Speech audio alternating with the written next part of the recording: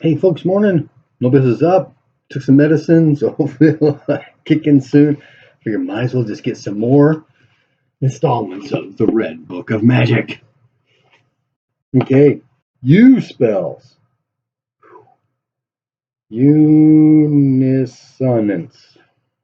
Okay, this sounds like another spell we talked about earlier. The caster must sit on the ground in front of a fire with a specially enchanted instrument. The instrument then resonates with the other instrument it is paired with. And so the caster communicate back and forth musically up to 15 kilometers per stacked point.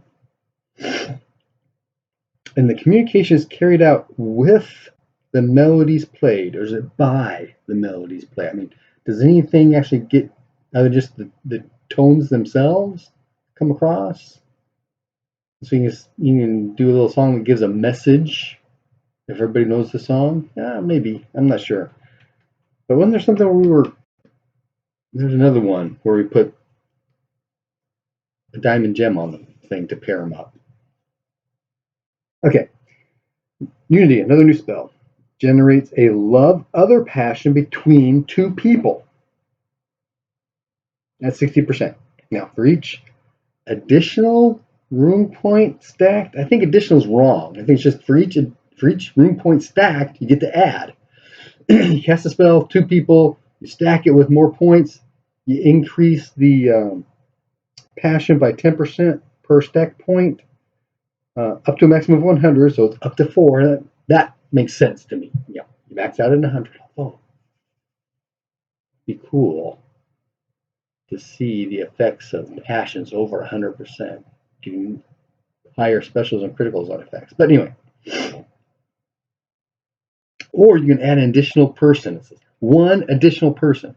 So that puts a love passion between two people to between three people. They all love each other, kind of thing. Or is this additional person 1 to 2 people? And I'm sure. I think it's the 3. Mutual love passion. Because love passion is for a person, the other. So when you add this person, it's got to be to one of the other two already. It's not a 3-way thing. It's got to be. Unless you had 4. If you stack all 4 points, that's 2 plus 4 more people. 4 is just 3 couples. I don't know. But the passion does diminish after the spell expires. Okay, V spells. Venom Bite. This is a new one. A successful bite attack does damage to the target. It means we gotta get through the armor, right? Injects poison to the potency equal to the caster's power. Good to go. The target themselves is immune to the poison. Okay. Venom boosting. For each point stacked of the spell, again, up to 4. I'm not sure why some are 4 and others aren't. I'm almost starting to lean towards the RQ2 thing if it's always 4. You can't stack more than 4, period. But, that's just the way I'm starting to lean now with all these actual parameters given on various things. Yeah. Well, anyway. So, for each stacked point cast on a Scorpion Man, must be cast on a Scorpion Man, it increases the potency of its Sting Venom by a d6.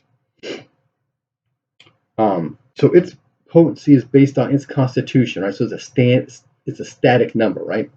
But this gives a d6. So every time you get a penetrating roll, so you actually have the poison affecting, you roll the d6 again. So it can be different for every attack. It's not static. You don't just roll d6 once. It's every single time the attack goes through. Okay. Vesper causes the caster to glow with a dull, bloody red color. Okay. It actually covers an area 10 meters in diameter. The caster and anyone within that 10 meters gets +5 to their spirit combat and spell casting while they're within the glow. Each additional point stacked either increases the diameter or adds another +5 points. Good to The only thing I have is adding +5. Either add 5% or you gain +5%. Okay, the spell gives the viewpoint up to, did I say it was vision? Next one's vision, new spell. Gains the viewpoint up to 160 meters away. Oh, and it actually says here, if you are discorporate, you can do this, and it's 160 meters from your spirit. Okay. Again, from that viewpoint, looking at it through the caster's eyes, if you're using your vision, you can't see with your eyes if you're using the viewpoint. The viewpoint has 180 degrees, and you can turn it up to 180 degrees during the melee round. But the viewpoint itself cannot move.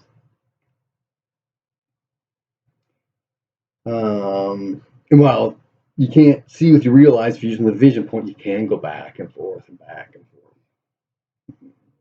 Now, the viewpoint itself is actually visible. You can see it. It's this semi-transparent sphere, 4 centimeters in diameter. So you can attack it with spells. And any attack spells that actually hit that viewpoint actually affect the caster. Cool. Okay. Vomit acid. This horrifying spell. Okay.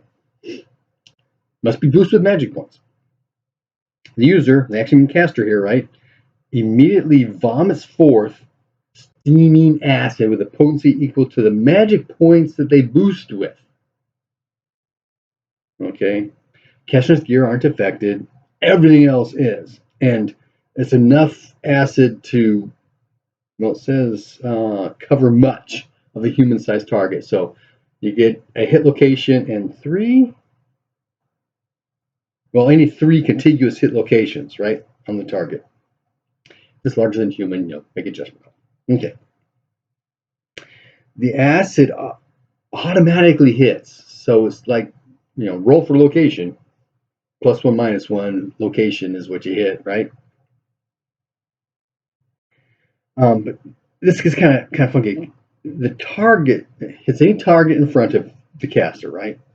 That is in normal melee range. What's that supposed to mean? Normal melee range. Is that like next to? What if they've got a spear and they're doing a 2-hex jab kind of thing? Although I don't think RQG had rules for 2-hex jab, but I do. But what does that mean? Normal melee range. I guess it means that they're actually in melee, engaged in melee with the target, the caster. Okay. The acid automatically hits striking attacks as if it were special success.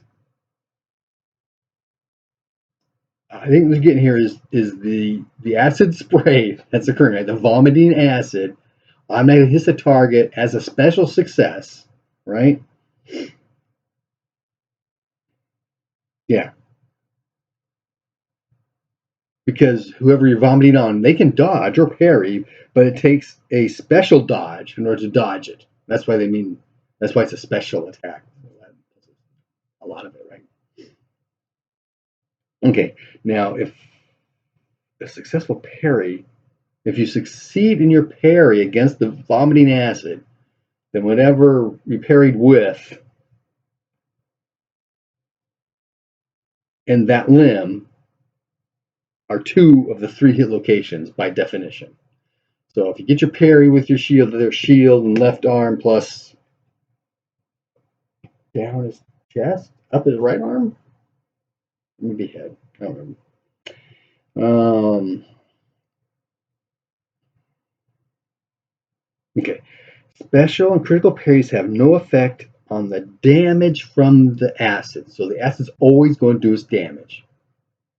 It's just if you did a special or critical parry, you got the shield or whatever in front of it, so it sucks up some of that damage rather than getting it all over you. Okay. The acid deals its potency and damage, which is equal to the number of magic points we boosted with, right? But potency is applied separately to each hit location. Wait, okay, makes sense. 9 potency to the chest, abdomen, and left arm. 9 to each. So each takes 9 points of damage. Armor and protection spells reduce the damage of the acid. Good to go. But notice that the acid destroys armor and weapons. So that's permanent damage to those things. But counter magic has no effect. I believe what they're implying here is that because counter magic counters the magic, but the acid is real. It's already been cast. It's not cast on you, right? The acid is being vomited on you, but the spell is not being cast on you, so counter magic is not going to affect. Makes sense to me. And there we go. You envy. Happy gaming. I am starting to feel a little better already.